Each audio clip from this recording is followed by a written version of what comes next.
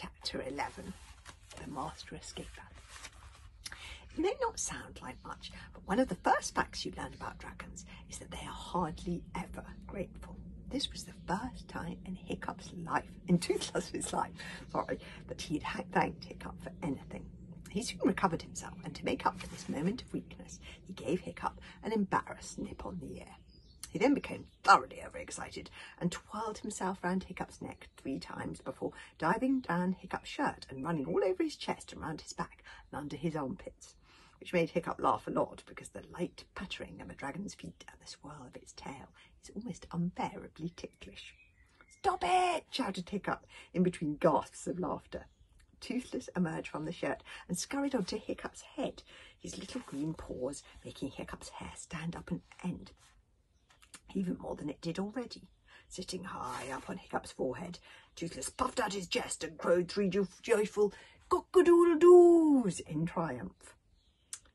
Kamikaze watched all this with interest, particularly the strange pops and whistles that Hiccup made with his mouth when talking back to Toothless in Dragonese. "Oh, I've heard about you," she said. "You're the geek who talks to dragons." "Talking to dragons is not geeky," said Hiccup crossly. "Dragon whispering is a very ancient and rare skill." "Okay," said Fishlegs. "So if we've rescued Toothless, I have just one question. Who's going to rescue us?"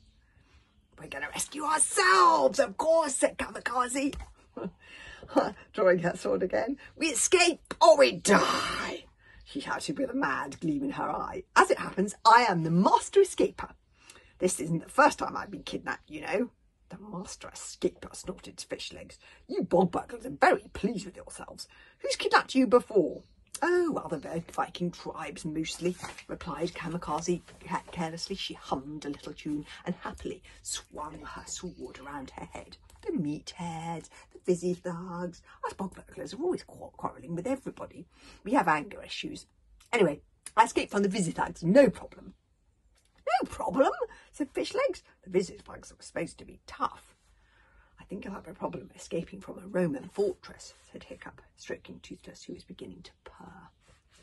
"Roman fortresses are built to be impossible to get into and impossible to get out of. Have you noticed the 4 perimeter fences? The 4 observation balloons, the guards at every watchtower? Not to mention the bars on this cell and the locked door. I don't think you've got a hope of escaping." Kamikaze smiled confidently.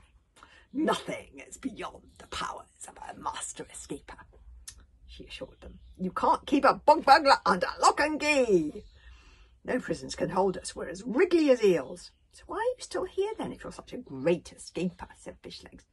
"I suggest that we wait for my father to send a war party to rescue us," said Hiccup.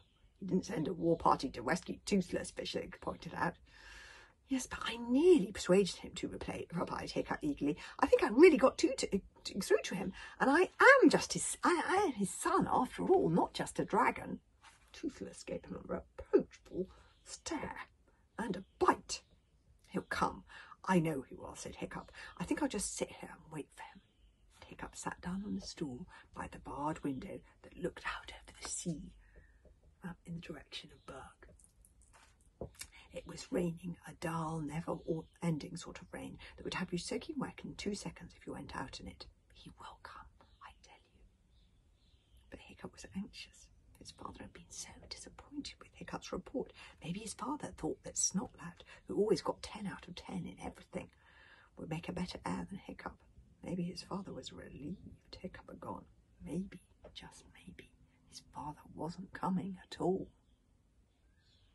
I'll have to see.